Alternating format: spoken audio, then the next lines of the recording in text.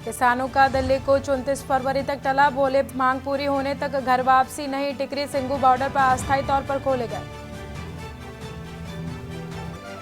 मोदी के मन की बात का 110वां एपिसोड आज रामलला की प्राण प्रतिष्ठा और फिट इंडिया पर कर चुके हैं बात। सुबह आज 11 बजे होगी ब्रॉडकास्टिंग।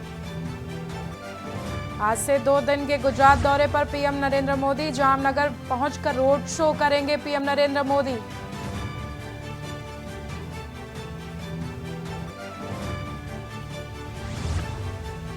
भोपाल दौरे पर आज गृह मंत्री अमित शाह बुद्धिजीवी सम्मेलन में शामिल होंगे। अमित शाह भोपाल के कुशाभाऊ ठाकरे सभागार में आयोजन। सीएम योगी के काफिले के साथ हादसा, कुत्ते को बचाने के चक्कर में एस्कॉर्ट की कार दूसरी गाड़ियों से टकराई। 6 पुलिसकर्मी समेत 15 घायल। भारत निर्वाचन आयोग ने राज्य सरकारों को निर्देश जारी किए। स्थानांतरण नीति को अक्षरांश लागू करने के निर्देश। चुनाव आयोग ने स्थानांतरित तैनात को लेकर निर्देश जारी किए। आप देख रहे हैं के न्यूज, खबरों का सारथी। रुक कर लेते हैं पीएम नरेंद्र मोदी की मन की बात का, जो आज उनका 110वां संस्करण है। ये चुनौती है कि एपिसोड में किन किन विषयों को शामिल किया जाए। मुझे पॉजिटिविटी से भरे एक से बढ़कर एक इनपुट्स मिले हैं। इनमें बहुत सारे ऐसे देशवासियों का जिक्र है जो दूसरों के लिए उम्मीद की किरण बनकर उनके जीवन में बेहतरी लाने में जुटे हुए हैं। साथियों, कुछ ही दिन बाद 8 मार्च को हम महिला दिवस मनाएंगे। ये विशेष दिन देश की विकास यात्रा में नारी शक्ति के योगदान को नमन करने का अवसर होता है। महाकवि भरतियार जी ने कहा है कि विश्व तभी समृद्ध होगा जब महिलाओं को समान अवसर मिलेंगे। आज भारत की नारी शक्ति हर क्षेत्र में प्रगति की नई ऊंचाइयों को छू रही है। कुछ वर्ष पहले तक किसने सोचा था कि हमारे देश में गांव में रहने वाली महिलाएं भी ड्रोन उड़ाएंगी, लेकिन आज ये संभव हो रहा है। आज तो गांव-गांव में ड्रोन दीदी की इतनी चर्चा हो रही है, हर किसी की जुबान पर नमो ड्रोन दीदी, नमो ड्रोन दीदी ये चल पड़ा है। हर कोई इसके विषय में चर्चा कर रहा है। एक बहुत बड़ी जिज्ञासा पैदा हुई है और इसलिए मैंने भी सोचा कि क्यों ना इस बार मन की बात में एक नमो ड्रोन दीदी से बात की जाए। हमारे साथ इस वक्त नमो ड्रोन दीदी सुनीता जी जुड़ी हुई हैं, जो उत्तर प्रदेश के सीतापुर से हैं। आइए उनसे बात करते हैं। सुनीता देवी जी, आपको नमस्कार। नमस्ते सर। अच्छा सुनीता जी, पहले मैं आपके विषय में जानना चाहता हूँ, आपके परिवार के विषय में जानना चाहता हूँ। थोड़ा कुछ बता दीजिए। सर, हमारे परिवार में 2 बच्चे हैं, हमें हस्बैंड हैं, माता जी हैं मेरी। आपकी पढ़ाई क्या हुई Sunita ji? Sir BA final है। और वैसे घर में कारोबार वगैरह क्या है? कारोबार वगैरह खेती-बाड़ी संबंधित करते हैं, खेती वगैरह। अच्छा सुनीता जी, ये ड्रोन दीदी बनने का आपका सफर कैसे शुरू हुआ? आपको ट्रेनिंग कहाँ मिली? कैसे कैसे बदलाव क्या आया? मुझे पहले से जानना है। जी सर, ट्रेनिंग हमारी फूलपुर एफको में हुआ था, इलाहाबाद में, और वहीं से हमको ट्रेनिंग मिली है। तो तब तक आपने ड्रोन के विषय में सुना था कभी? सर सुना नहीं था, एक बार ऐसे देखे थे। कृषि विज्ञान केंद्र जो सीतापुर का है, वहाँ पे हमने देखा था, पहली बार वहाँ देखा था हमने ड्रोन। सुनीता जी, मुझे ये समझना है कि मानो आप पहले दिन गए, जी पहले दिन आपका ड्रोन दिखाया होगा, फिर कुछ बोर्ड पे पढ़ाया गया होगा, कागज पे पढ़ाया गया होगा, फिर मैदान में ले जाके प्रैक्टिस, क्या क्या हुआ होगा? आप मुझे समझा सकती है पूरा वर्णन? जी जी सर, पहले दिन सर हम लोग जब गए हैं तो उसके दूसरे दिन से हम लोगों की ट्रेनिंग शुरू हुई थी। पहले तो थ्योरी पढ़ाई गई थी, सब क्लास चले थे 2 दिन। क्लास में ड्रोन में क्या क्या पार्ट हैं, कैसे कैसे आपको क्या क्या करना है, ये सारी चीजें थ्योरी में पढ़ाई गई थी। तीसरे दिन सर हम लोगों का पेपर हुआ था। उसके बाद में फिर सर एक कंप्यूटर पे भी पेपर हुआ था, मतलब पहले क्लास चला, उसके बाद में टेस्ट लिया गया, फिर प्रैक्टिकल करवाया गया था हम लोगों का, मतलब ड्रोन कैसे उड़ाना है, कैसे कैसे मतलब आपको कंट्रोल कैसे संभालना है, हर चीज सिखाई गई थी प्रैक्टिकल के तौर में। फिर ड्रोन काम क्या करेगा वो कैसे सिखाया? सर ड्रोन काम करेगा कि जैसे अभी फसल बड़ी हो रही, बरसात का मौसम या कुछ भी, ऐसे बरसात में दिक्कत होती, खेत में फसल में हम लोग घुस नहीं पा रहे हैं, तो कैसे मजदूर अंदर जाएगा, तो इसके माध्यम से बहुत फायदा किसानों को होगा और वहाँ खेत में घुसना भी नहीं पड़ेगा। हमारा ड्रोन जो हम मजदूर लगा के अपना काम करते हैं, वो हमारा ड्रोन से मेड़ पे खड़े होके हम अपना वो कर सकते हैं। कोई कीड़ा मकोड़ा अगर खेत के अंदर है, उससे हमें सावधानी भी बरतनी रहेगी, कोई दिक्कत नहीं हो सकती है। और किसानों को भी बहुत अच्छा लग रहा है सर, हमने 35 एकड़ स्प्रे कर चुके हैं अभी तक। तो किसानों को भी समझ है कि इसका फायदा है? जी सर, किसानों को बहुत संतुष्ट होते हैं, कह रहे बहुत अच्छा लग रहा है, समय का भी बचत होता है, सारी सुविधा आप खुद देती हैं, पानी दवा सब कुछ आप साथ में रखती हैं और हम लोगों को सिर्फ आके खेत बताना पड़ता है कि कहाँ से कहाँ तक मेरा खेत है और सारा काम आधा घंटे में ही निपटा देती। तो ये ड्रोन देखने के लिए और लोग भी आते होंगे फिर तो? सर बहुत भीड़ लग जाती है ड्रोन देखने के लिए, बहुत सारे लोग आ जाते हैं। जो बड़े बड़े फार्मर्स लोग हैं वो लोग नंबर भी ले जाते हैं कि हम भी आपको बुलाएंगे स्प्रे के लिए। अच्छा, क्योंकि मेरा एक मिशन है लखपति दीदी बनाने का। अगर आज देश भर की बहनें सुन रही हैं तो एक ड्रोन दीदी आज पहली बार मेरे साथ बात कर रही है, तो क्या कहना चाहेगी आप? जैसे आज मैं अकेले ड्रोन दीदी हूँ, तो ऐसी हजारों बहनें आगे आए कि मेरे जैसे ड्रोन दीदी वो भी बने। और मुझे बहुत खुशी होगी कि जब मैं अकेली हूँ, मेरे साथ में और हजारों लोग खड़े होंगे तो बहुत अच्छा लगेगा कि हम अकेले नहीं, बहुत सारे लोग हमारे साथ में ड्रोन दीदी के नाम से पहचानी जाती हैं। चलिए सुनीता जी, मेरी तरफ से आपको बहुत बहुत बधाई। ये नमो ड्रोन दीदी ये देश में कृषि को आधुनिक बनाने का एक बहुत बड़ा माध्यम बन रही है। मेरी बहुत बहुत शुभकामनाएं। Thank you sir. Thank you. साथियों, आज देश में कोई भी क्षेत्र ऐसा नहीं है जिसमें देश की नारी शक्ति पीछे रह गई हो। एक और क्षेत्र जहां महिलाओं ने अपनी नेतृत्व क्षमता का बेहतरीन प्रदर्शन किया है वो है प्राकृतिक खेती, जल संरक्षण और स्वच्छता। केमिकल से हमारी धरती माँ को जो कष्ट हो रहा है, जो पीड़ा हो रही है, जो दर्द हो रहा है, हमारी धरती माँ को बचाने में देश की मातृशक्ति बड़ी भूमिका निभा रही है। देश के कोने कोने में महिलाएं अब प्राकृतिक खेती को विस्तार दे रही है। आज अगर देश में जल जीवन मिशन के तहत इतना काम हो रहा है तो इसके पीछे पानी समितियों की बहुत बड़ी भूमिका है। इस पानी समिति का नेतृत्व महिलाओं के ही पास है। इसके अलावा भी बहनें बेटियां जल संरक्षण के लिए चौतरफा प्रयास कर रही हैं। मेरे साथ फोन लाइन पर ऐसी ही महिला है कल्याणी प्रफुल्ल पाटिल जी। ये महाराष्ट्र की रहने वाली है। आइए कल्याणी प्रफुल्ल पाटिल जी से बात कर उनका अनुभव जानते हैं। कल्याणी जी नमस्ते। नमस्ते सर जी, नमस्ते। कल्याणी जी, पहले तो आप अपने विषय में, अपने परिवार के विषय में, अपने कामकाज विषय में जरा बताइए। सर मैं एमएससी माइक्रोबायोलॉजी हूँ और मेरे घर में मेरे पतिदेव, मेरी सास है और मेरे 2 बच्चे और 3 साल से मैं अपने ग्राम पंचायत में कार्यरत हूँ। और फिर गांव में खेती के काम में लग गई, क्योंकि आपके पास बेसिक नॉलेज भी है, आपकी पढ़ाई भी क्षेत्र में हुई है और अब आप खेती में जुड़ गई हैं। तो क्या क्या नए प्रयोग किए हैं आपने?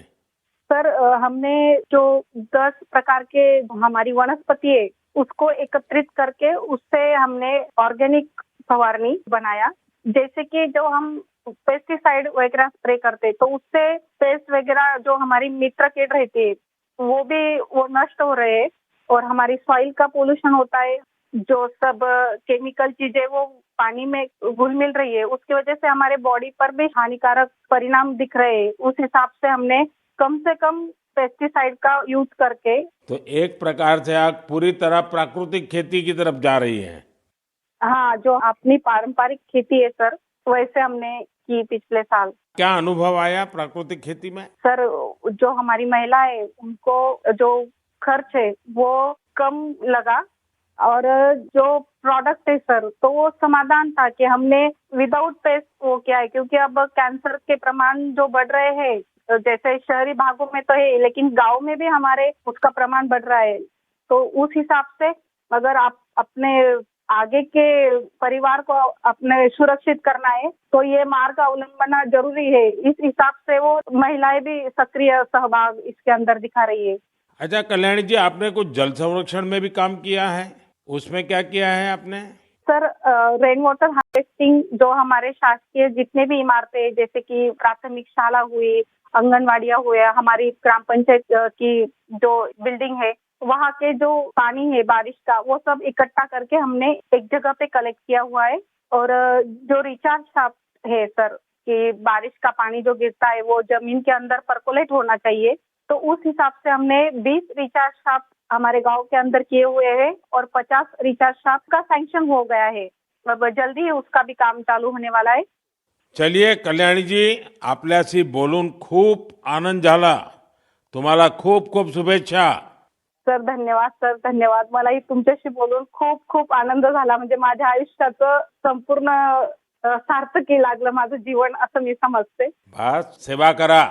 चलिए, आपका नाम ही कल्याणी है तो आपको तो कल्याण करना ही करना है. धन्यवाद जी, नमस्कार. धन्यवाद सर, धन्यवाद. साथियों, चाहे सुनीता जी हो या कल्याणी जी, अलग अलग क्षेत्रों में नारी शक्ति की सफलता बहुत प्रेरक है. मैं एक बार फिर हमारी नारी शक्ति की इस स्पिरिट की हृदय से सराहना करता हूं. मेरे प्यारे देशवासियों, आज हम सबके जीवन में टेक्नोलॉजी का महत्व बहुत बढ़ गया है. मोबाइल फोन, डिजिटल गैजेट्स हम सबकी जिंदगी का अहम हिस्सा बन गए हैं. लेकिन क्या आप कल्पना कर सकते हैं कि डिजिटल गैजेट्स की मदद से अब वन्य जीवों के साथ तालमेल बिठाने में भी मदद मिल रही है. कुछ दिन बाद 3 मार्च को विश्व वन्य जीव दिवस है.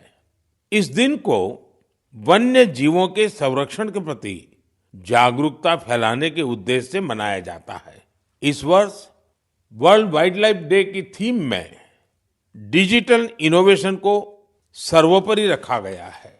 आपको ये जानकर खुशी होगी कि हमारे देश के अलग अलग हिस्सों में वन्य जीवों के संरक्षण के लिए टेक्नोलॉजी का खूब उपयोग हो रहा है.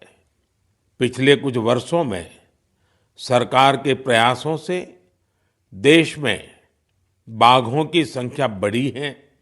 महाराष्ट्र के चंद्रपुर के टाइगर रिजर्व में बाघों की संख्या 250 से ज्यादा हो गई है. चंद्रपुर जिले में इंसान और बाघों के संघर्ष को कम करने के लिए आर्टिफिशियल इंटेलिजेंस की मदद ली जा रही है. यहाँ गांव और जंगल की सीमा पर कैमरे लगाए गए हैं. जब भी कोई बाघ गांव के करीब आता है तब एआई की मदद से स्थानीय लोगों को मोबाइल पर अलर्ट मिल जाता है. आज इस टाइगर रिजर्व के आसपास के 13 गांवों में इस व्यवस्था से लोगों को बहुत सुविधा हो गई है और बाघों को भी सुरक्षा मिली है. साथियों, आज युवा एंटरप्रेन्योर्स भी वन्य जीव संरक्षण और इको टूरिज्म के लिए नए नए इनोवेशन सामने ला रहे हैं.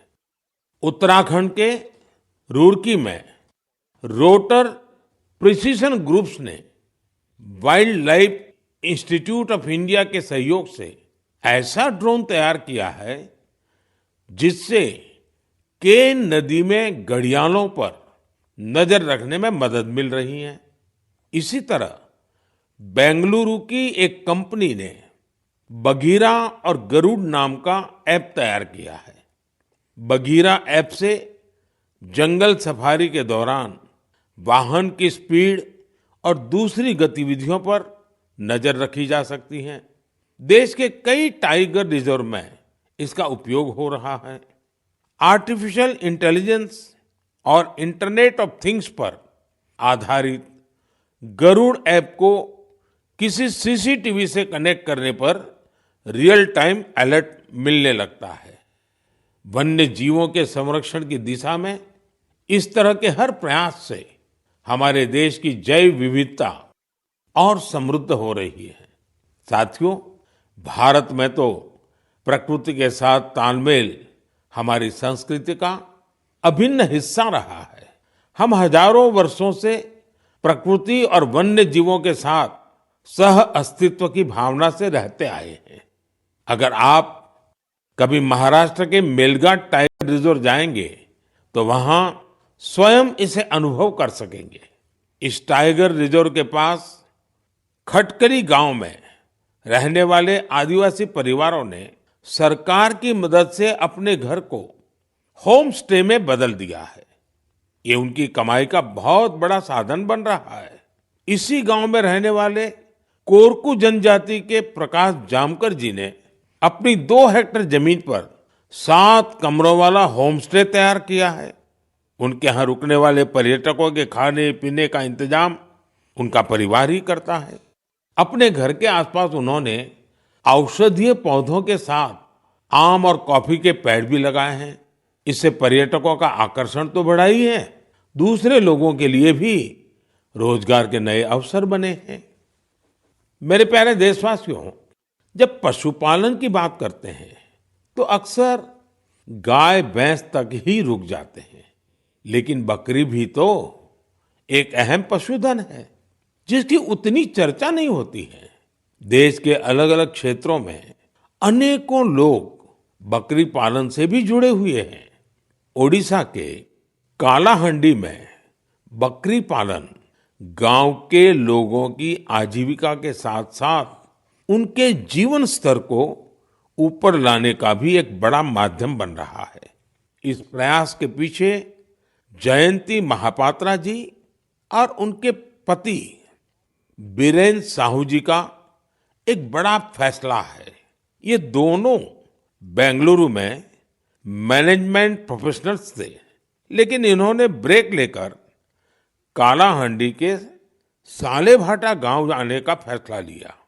ये लोग कुछ ऐसा करना चाहते थे जिससे यहाँ के ग्रामीणों की समस्याओं का समाधान भी हो, साथ ही वो सशक्त भी बने।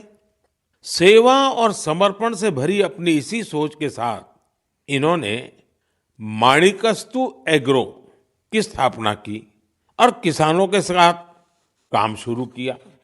जयंती जी और बीरेन जी ने यहाँ एक दिलचस्प माणिकस्तु गॉट बैंक भी खोला है। वे सामुदायिक स्तर पर बकरी पालन को बढ़ावा दे रहे हैं। उनके गोट फार्म में करीब दर्जनों बकरियां हैं। माणिकस्तु गोट बैंक इसने किसानों के लिए एक पूरा सिस्टम तैयार किया है। इसके जरिए किसानों को 24 महीने के लिए 2 बकरियां दी जाती हैं।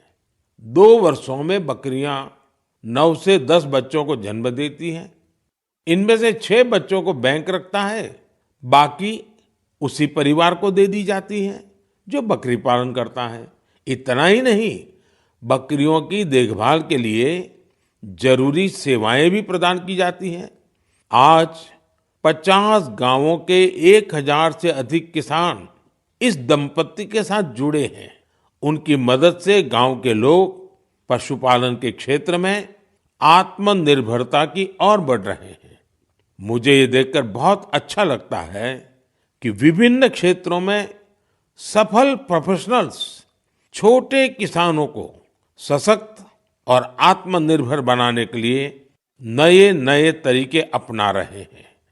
उनका यह प्रयास हर किसी को प्रेरित करने वाला है। मेरे प्यारे देशवासियों, हमारी संस्कृति की सीख है परमार्थ परमो धर्मः, यानी दूसरों की मदद करना ही सबसे बड़ा कर्तव्य है। इसी भावना पर चलते हुए हमारे देश में अनगिनत लोग निस्वार्थ भाव से दूसरों की सेवा करने में अपना जीवन समर्पित कर देते हैं। ऐसे ही एक व्यक्ति है बिहार में भोजपुर के भीम सिंह भवेश जी। अपने क्षेत्र के मुसहर जाति के लोगों के बीच इनके कार्यों की खूब चर्चा है। इसलिए मुझे लगा कि क्यों न आज इनके बारे में भी आपसे बात की जाए। बिहार में मुसहर एक अत्यंत वंचित समुदाय रहा है, बहुत गरीब समुदाय रहा है। भीम सिंह भवेश जी ने इस समुदाय के बच्चों की शिक्षा पर अपना फोकस किया है ताकि उनका भविष्य उज्जवल हो सके। उन्होंने मुसहर जाति के करीब 8,000 बच्चों का स्कूल में दाखिला कराया है। उन्होंने एक बड़ी लाइब्रेरी भी बनवाई है जिससे बच्चों को पढ़ाई लिखाई की बेहतर सुविधा मिल रही है। भीम सिंह जी अपने समुदाय के सदस्यों के जरूरी डॉक्यूमेंट बनवाने में, उनके फॉर्म भरने में भी मदद करते हैं। इससे जरूरी संसाधनों तक गांव के लोगों की पहुंच और बेहतर हुई है। लोगों का स्वास्थ्य बेहतर हो, इसके लिए उन्होंने 100 से अधिक मेडिकल कैंप्स लगवाए हैं। जब कोरोना का महासंकट सिर पर था, तब भीम सिंह जी ने अपने क्षेत्र के लोगों को वैक्सीन लगवाने के लिए भी बहुत प्रोत्साहित किया। देश के अलग अलग हिस्सों में भीम सिंह भवेश जी जैसे कई लोग हैं जो समाज में ऐसे अनेक नेक कार्यों में जुटे हैं। एक जिम्मेदार नागरिक के तौर पर हम इसी प्रकार अपने कर्तव्यों का पालन करेंगे तो यह एक सशक्त राष्ट्र के निर्माण में बहुत ही मददगार साबित होगा। मेरे प्यारे देशवासियों, भारत की सुंदरता, यहाँ की विविधता और हमारी संस्कृति के अलग अलग रंगों में भी समाहित है। मुझे ये देखकर अच्छा लगता है कि कितने ही लोग निस्वार्थ भाव से भारतीय संस्कृति के संरक्षण और इसे सजाने संवारने के प्रयासों में जुटे हैं। आपको ऐसे लोग भारत के हर हिस्से में मिल जाएंगे। इनमें से बड़ी संख्या उनकी भी है जो भाषा के क्षेत्र में काम कर रहे हैं। जम्मू कश्मीर में गांदरबल के मोहम्मद मानशाह जी पिछले 3 दशकों से गोजरी भाषा को संरक्षित करने के प्रयासों में जुटे रहे हैं। वे गुजर बकरवाल समुदाय से आते हैं जो कि एक जनजातीय समुदाय है। उन्हें बचपन में पढ़ाई के लिए कठिन परिश्रम करना पड़ा था। वो रोजाना 20 किलोमीटर की दूरी पैदल तय करते थे।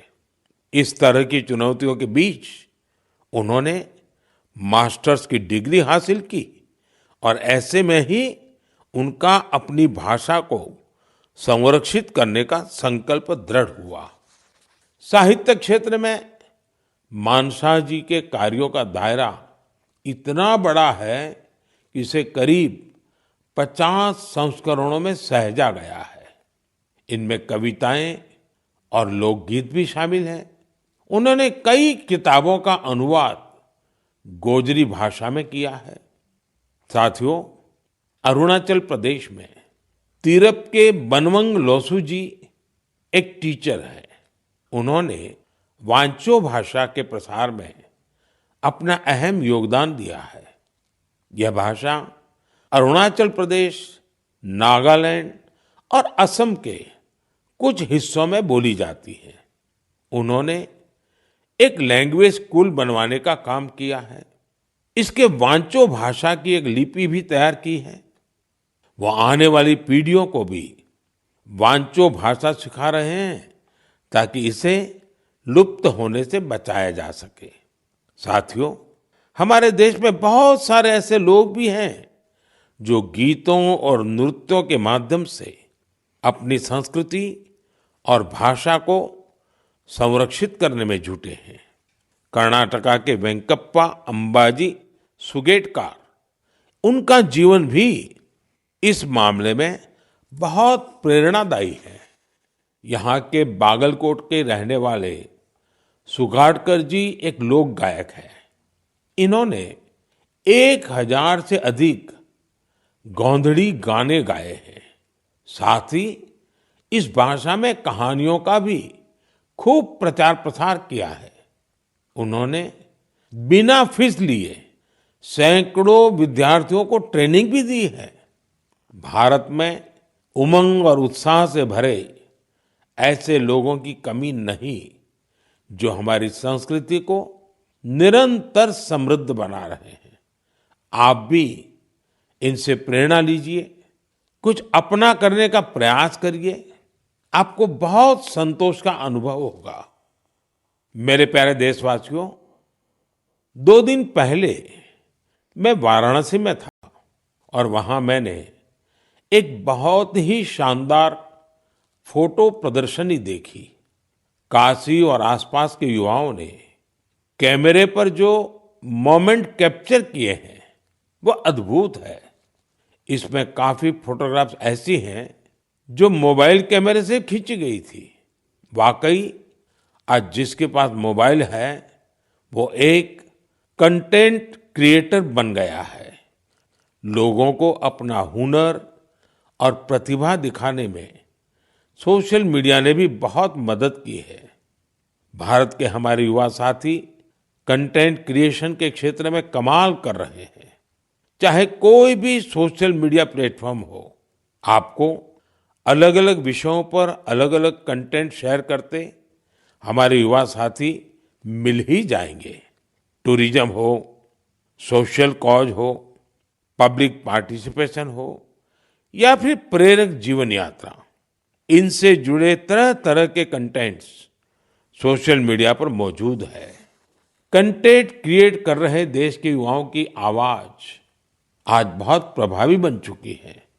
उनकी प्रतिभा को सम्मान देने के लिए देश में नेशनल क्रिएटर्स अवार्ड शुरू किया गया है।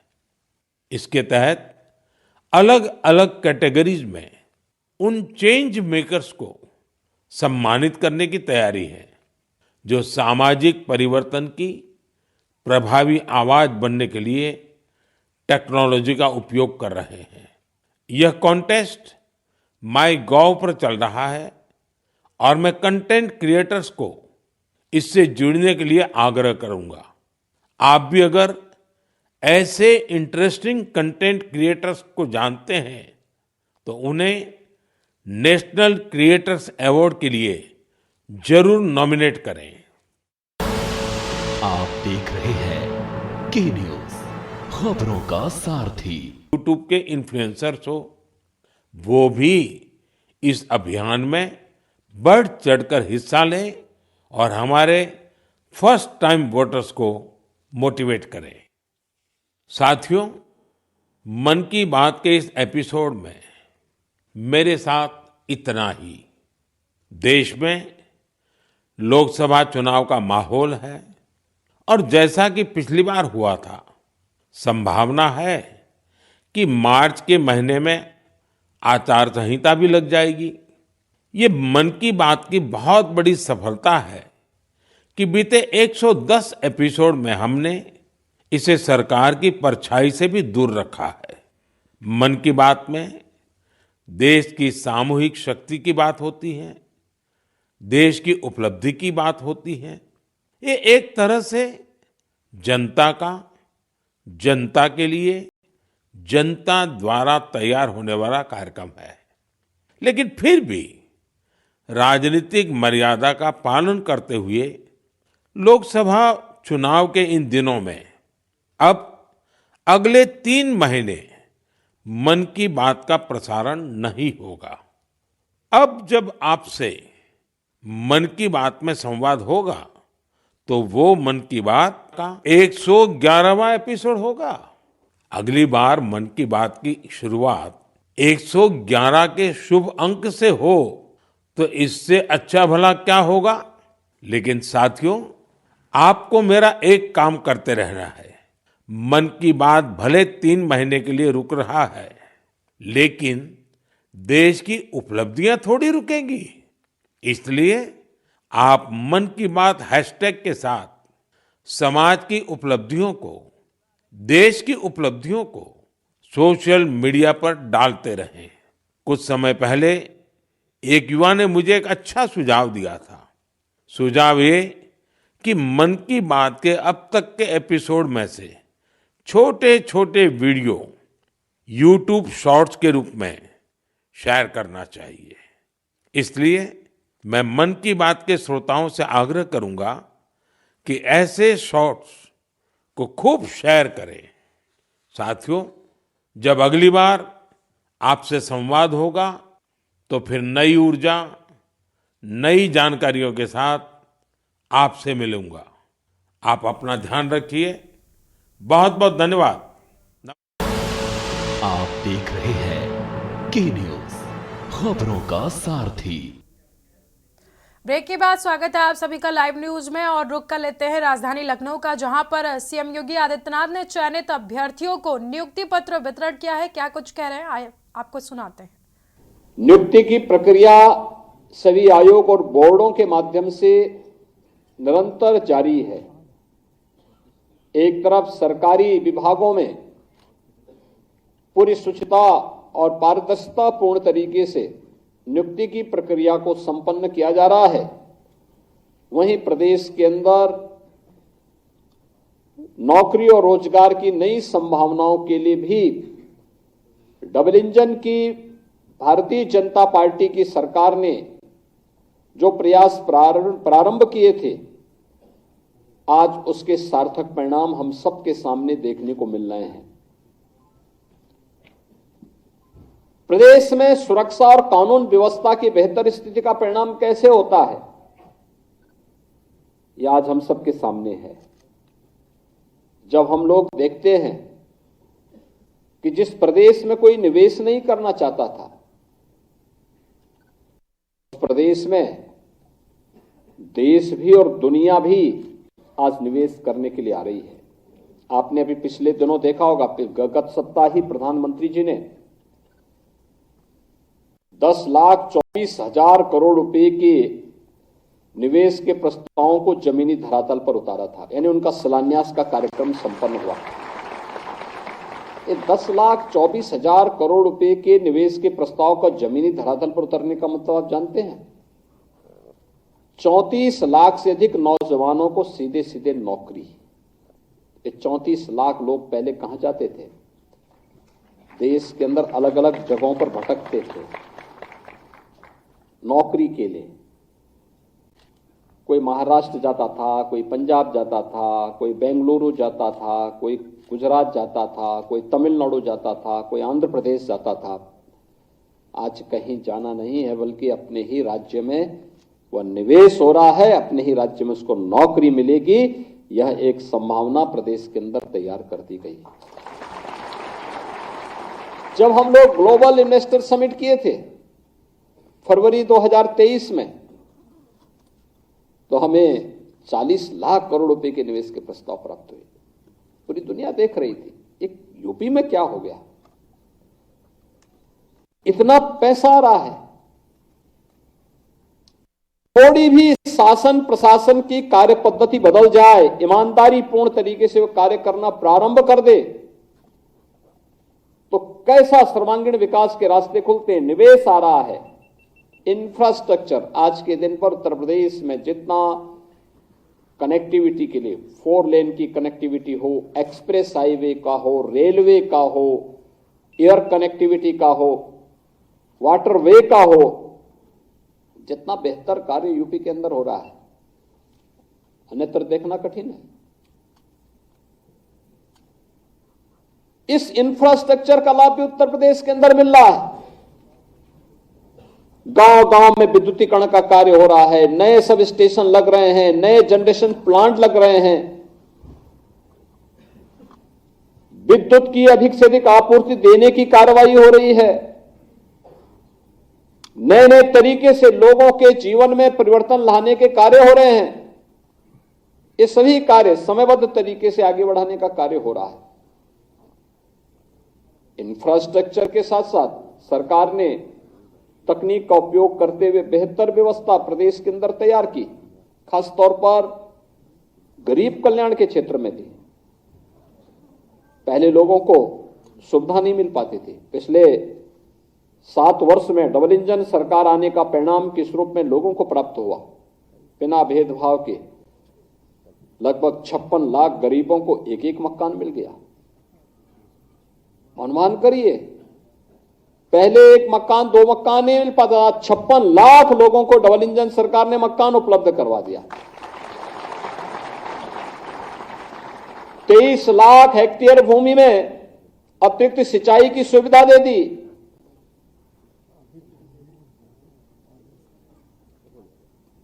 एक 1,21,000 गांव, जहां पे आजादी के बाद क्या, आजादी के पहले, आजादी के बाद कभी बिजली नहीं पहुंची थी, उन गांव में बिजली पहुंचा दी और 1,58,00,000 परिवारों को बिजली के फ्री के कनेक्शन भी उपलब्ध करवा दिए गए।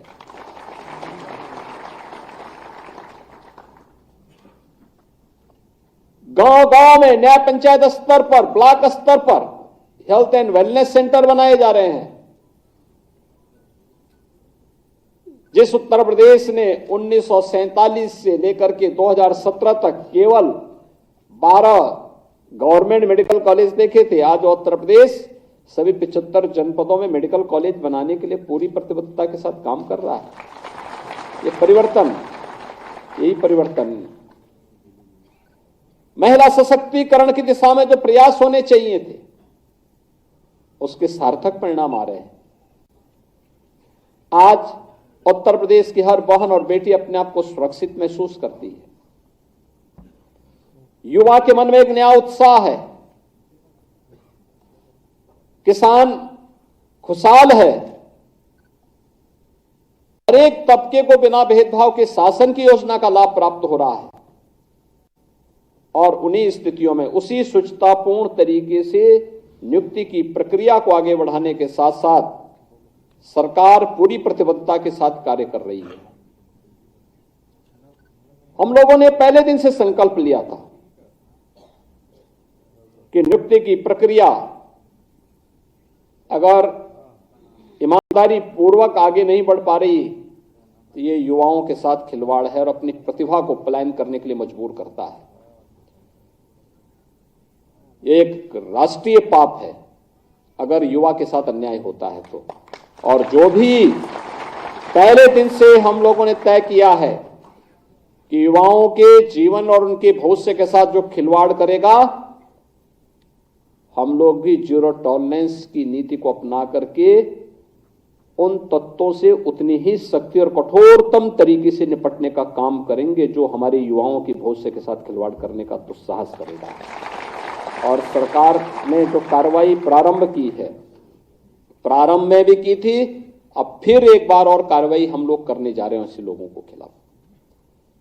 क्योंकि हम लोग तकनीक का उपयोग करते हैं तो हम लोगों के समान ही वे तत्व भी तकनीक का उपयोग करने लगते हैं। कभी कभी मैं सोचता हूं कि अगर वे लोग भी अगर सकारात्मक सोच रखते तो संभवतः गलत काम नहीं करते, अच्छी दिशा में आगे बढ़ते, खुशहाल का जीवन व्यतीत करते।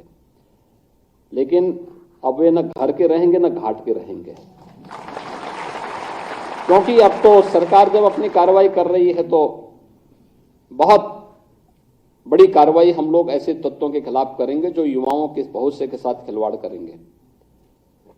और कार्रवाई भी ऐसी होगी, क्योंकि हम लोग जब कार्रवाई करते हैं तो उसको एक ऐसा प्रस्तुत करते हैं वो नजीर बन जाए, नजीर बनवाएंगे, दोषों को के सामने एक उदाहरण प्रस्तुत करवाएंगे। आज मुझे प्रसन्नता है कि सचिवालय जो प्रशासनिक सुधार विभाग के निरीक्षक में 9 लोगों को, आयुष विभाग में आयुर्वेद के हमारे चिकित्सा अधिकारी के रूप में 360 चिकित्सकों को, सिंचाई एवं जल संसाधन विभाग में अवर अभियंता के 234 अभियंताओं को, आवास विकास परिषद में अवर अभियंता के 123 अभ्यर्थियों को, डेंटल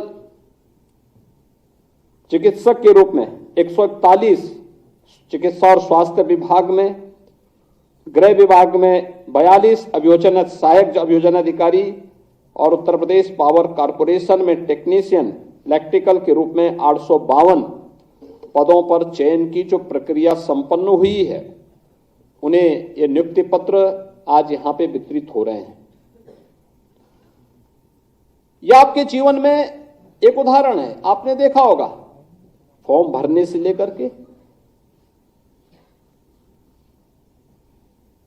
परीक्षा की पूरी प्रणाली तक और नियुक्ति पत्र प्राप्त होने के उपरांत अब आपको नियुक्ति पत्र वितरण के साथ आप जब अपने तैनाती वाले स्थल पर जाएंगे, कहीं भी आपको सिफारिश की नौबत नहीं आई होगी।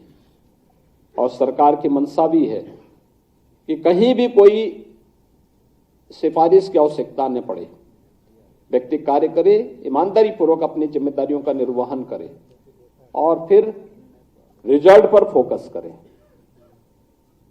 शासन की जो मंशा है वह प्रदेश और देश का विकास है।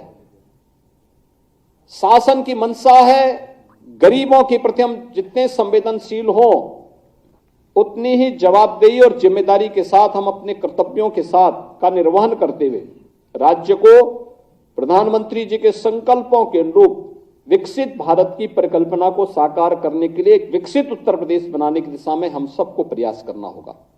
और यही सरकार आपसे अपेक्षा रखती है कि जब बिना भेदभाव के नियुक्ति आपको प्राप्त हो रही है, बिना किसी सिफारिश के आपको इस सारी प्रक्रिया के साथ गुजरते हुए आज नियुक्ति पत्र प्राप्त हो रहा है, तो इसी लगन और ईमानदारी के साथ आप भी परिणाम देकर के राज्य के विकास में सहभागी बने।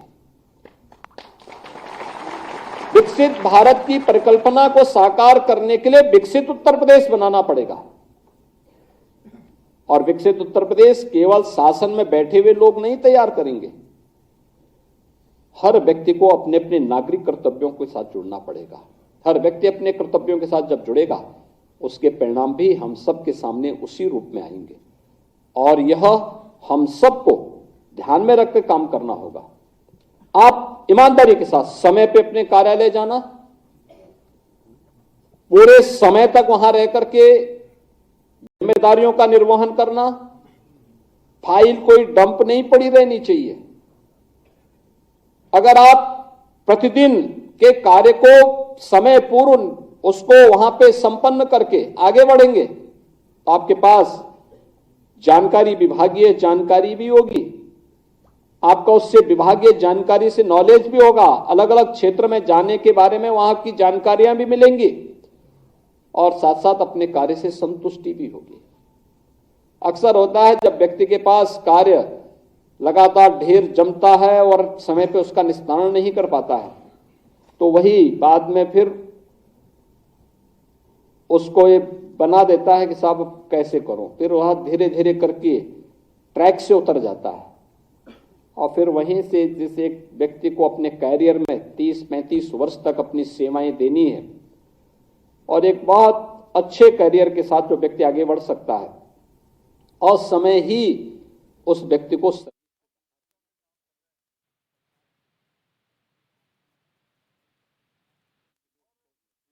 नुकसान के कारण से उनके काम करने की जो सामर्थ्य है वो सामर्थ्य बढ़े, उनकी फ्रीक्वेंसी बढ़े, उनका हर प्रकार से मनोबल बढ़े, ऐसा प्रयास उन्होंने हर मन की बात में किया है। भाइयों बहनों, आदरणीय प्रधानमंत्री जी ने अपने ओजस्वी विचारों से और लोगों को बहुत नजदीक से दिल के छूने का काम किया है। उन्होंने हमेशा हृदय स्पर्शी बातें की हैं। आज हम सब भी इस बहुत ही ऐसा कार्यक्रम जिसका नाम तो मन की बात है, लेकिन ये मन की बात नहीं बल्कि ये देश के जन जन की बात है, देश के गौरव की बात है, माँ भारती के यशगान की बात है, भारत के सम्मान की बात है, पूरे विश्व के अंदर भारत के मान सम्मान और स्वाभिमान को बढ़ाने वाली बात है। जो प्रधानमंत्री जी के मन की बात के इस एपिसोड में और प्रत्येक एपिसोड में इन पर लोगों को बताया गया है। एक विचार किस प्रकार से सामाजिक सरोकारों का आधार बन जाता है, किस प्रकार से पूरे समाज को प्रेरित करने का काम करता है। मन की बात एक ऐसा अद्वितीय उदाहरण है। आदरणीय प्रधानमंत्री जी ने जिन भी विषयों को इस कार्यक्रम में शामिल किया है, सभी जन जागरण के लिए एक सशक्त माध्यम बने हैं और हमारे देश के नागरिकों पर, जिन लोगों ने भी मन की बात को सुना है, एक बहुत सकारात्मक ऊर्जा का उनके अंदर प्रभाव हुआ है। सकारात्मक ऊर्जा बढ़ी है, हर क्षेत्र में काम करने वाले लोगों की शक्ति बढ़ी है। हमारे उत्तराखंड के भी अनेक जो हमारे पर्यटक स्थल हैं, हमारी महान विभूतियां हैं, हमारे यहाँ की सांस्कृतिक धरोहर हैं, उन सभी को इन कार्यक्रमों में माननीय प्रधानमंत्री जी ने हर एक कार्यक्रम में उनको कहीं ना कहीं सम्मिलित करने का काम किया है। इस कार्यक्रम में स्थान मिलने के बाद हमारे लोक संगीत, हमारी लोक संस्कृति से पूरे विश्व के लोग परिचित हुए हैं। मैं उत्तराखंड वासियों की तरफ से भी, आप सबकी तरफ से भी आदरणीय प्रधानमंत्री जी का अभिनंदन करना चाहता हूं, उनका धन्यवाद करना चाहता हूं कि उन्होंने अधिकांश किसी न किसी एपिसोड में हमारे उत्तराखंड के किसी न किसी स्थान को, किसी न किसी लोक संगीत को, किसी न किसी लोक संस्कृति को, यहाँ के बनने वाले उत्पादों को, यहाँ की विशिष्टता को अपने कार्यक्रमों में सम्मिलित किया है। हम सब जो टोपी पहनते हैं, वो पीछे हमारे बीच में टोपी पहन रखी है, वो पीछे, हाँ ये आपने भी पहन रखी है, हाथ उठाइए। वो ये टोपी भी ये हमारे यहाँ की पहचान बन गई है। और माननीय प्रधानमंत्री जी ने 26 जनवरी 2022 को मन के 26 जनवरी के गणतंत्र दिवस के अवसर पर ये टोपी पहनकर उन्होंने उस दिन लाल किले की प्राचीर से देश को संबोधित किया था, दुनिया को संबोधित किया था।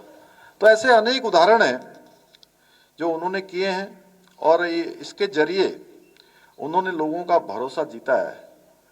और ये भरोसा एक ऐसी चीज है जो अपने आप नहीं आता है, इसे कमाना पड़ता है, लोगों का दिल जीतना पड़ता है। और मोदी जी ने आज देश का दिल तो जीता ही है, दुनिया का भी दिल जीता है। आप देखिए कि जितने भी देश के, दुनिया के सर्वे आ रहे हैं, उन सारे सर्वे में प्रधानमंत्री जी की रेटिंग विश्व में सर्वाधिक लोकप्रिय नेता की आ रही है, हर एक एपिसोड में, हर एक सर्वे में। और उसी भरोसे का आज प्रतिफल है कि आदरणीय प्रधानमंत्री जी के नेतृत्व वाली सरकार भी देश के अंदर लगातार बेहतर कार्य कर रही है। एक नई कार्य संस्कृति देश के अंदर आई है, काम करने का तौर तरीका बदला है, परफेक्शन आया है, हर चीज में पारदर्शिता आई है। जो बच्चे पहली बार 18 साल के हो रहे हैं, पहली बार जब वो वोट करने जाएंगे तो उन्होंने देखा नहीं होगा कि 2004 से लेकर 2014 तक कौन सी सरकार थी। उस समय वो नहीं इन चीज़ों को समझ पाते होंगे क्योंकि बहुत छोटे रहे होंगे। और 2004 में पैदा होने वाले बच्चे तो वैसे भी जो है उन्होंने नहीं देखा होगा, जो 18 साल के आज हो रहे हैं पहली बार मत का प्रयोग करने वाले हैं, कि उस समय की सरकार किस प्रकार से घोटाला करती थी, किस प्रकार से लोगों के बीच में वैमनस्य फैलाने का काम करती थी, तमाम प्रकार से लोगों के बीच में दरार डालने का काम करती थी। देश किस कार्य संस्कृति से गुजर रहा था, घपलों घोटालों को देश के नाम से हम जाने लगे थे। सड़कों की स्थिति क्या थी, देश के अंदर जो आज अच्छे अच्छे हाईवे बन गए हैं, अच्छी अच्छी सुविधाएं बन गई हैं, अच्छे अच्छे स्वास्थ्य के क्षेत्र में, अच्छे अच्छे आज एजुकेशन के फील्ड में, तमाम सारे नए जो काम आज हम सबके सामने हैं। तो वो नई पीढ़ी के सामने उस समय की स्थिति नहीं है।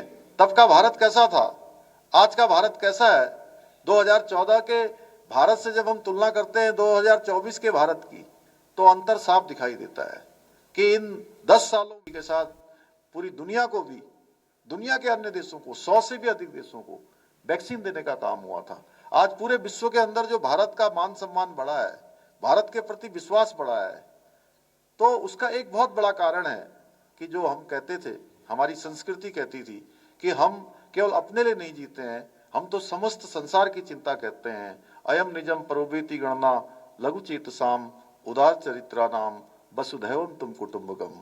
तो इस धारणा को मानने वाले, इसको धारणा को चरितार्थ करने का काम हमारे प्रधानमंत्री आदरणीय मोदी जी के नेतृत्व में भारत की सरकार ने किया।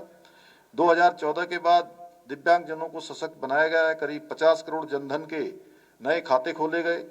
प्रधानमंत्री आवास योजना के तहत 4 करोड़, लगभग 4 करोड़ मकान बनाए गए। और इन 4 करोड़ मकानों में भी आप अभी देख रहे थे कि कल्याणी जी और सुनीता जी, 2 बहनें इसमें दिखाई दे रही थी, ड्रोन दीदी और अलग प्रकार से जो जैविक खेती के क्षेत्र में काम कर रही थी। एक ड्रोन दीदी के क्षेत्र में काम कर रही हैं। लखपति बनाने का जो काम हो रहा है, तो ये सारा का सारा अभियान माननीय प्रधानमंत्री जी के जो प्राथमिकता में रहा है, उसमें मातृशक्ति का सशक्तिकरण बहुत बड़ी उनकी एक संकल्प रहा है। उसी का कारण है कि आज देश के अंदर नारी शक्ति बंधन विधेयक संसद के दोनों सदनों में पारित हो गया और देश के अंदर 33% आरक्षण मातृशक्ति के लिए सुनिश्चित हो गया। लखपति दीदी बनने के मार्ग तेजी से बढ़ रहे हैं। जहां 2 करोड़ लखपति दीदी बनाने का पहले केंद्र की सरकार ने लक्ष्य लिया था, अब उसमें 1 करोड़ और ऐड कर दिया है। प्रधानमंत्री आवास की संख्या भी 2 करोड़ बढ़ा दी गई है। हर क्षेत्र में आज जो हमारी मातृशक्ति है उसको आगे लाने का काम हो रहा है। प्रधानमंत्री आवास योजना हो या हर घर नल से जल जीवन मिशन के तहत सबको स्वच्छ जल देने का काम हो, आज हर क्षेत्र में काम हो रहा है। किसान सम्मान निधि 6,000 रुपये 2019 से लगातार दिए जा रहे हैं। फसल बीमा योजना भी सरकार लेके आई है। 2014 के बाद महिला सशक्तिकरण के क्षेत्र में, ग्रामीण क्षेत्र में 11 करोड़ 72 लाख इज्जत घर बनाए गए हैं और 10 करोड़ से ज्यादा उज्ज्वला के कनेक्शन दिए गए हैं। उज्ज्वला के कनेक्शन निःशुल्क दिए गए हैं। इसके अलावा अभी हम सब देख रहे हैं हमारे नौजवानों के लिए, हम प्रदेश के अंदर भी उसको बढ़ा रहे हैं। आप देख रहे होंगे लगातार जो भर्तियां हो रही हैं। कोई दिन ऐसा नहीं होता है जिस दिन हम लोग नियुक्ति प्रमाण पत्र वितरित करने का समारोह न करते हों। अपने भाई बहनों को बुलाकर उनको नियुक्ति पत्र प्रदान करते हैं और उनके आगे के लिए कहीं ना कहीं उनका हम सोचते हैं कि हमारी तरफ से प्रोत्साहन हो। इस कड़ी में हमारे प्रधानमंत्री जी ने पूरे देश के अंदर 10 लाख लोगों को नियुक्ति देने का जो संकल्प लिया है, वो संकल्प आगे बढ़ रहा है। आयुष्मान भारत योजना में 10 करोड़ परिवारों को 5 लाख रुपए का। तो आप सभी ने सीएम पुष्कर सिंह धामी को सुना। उन्होंने मन की बात के 110वें संस्करण की प्रशंसा की है। फिलहाल लाइव न्यूज में इतना ही। आगे की खबरों को देखने के लिए देखते रहिए के न्यूज। आप देख रहे हैं के न्यूज, खबरों का सारथी।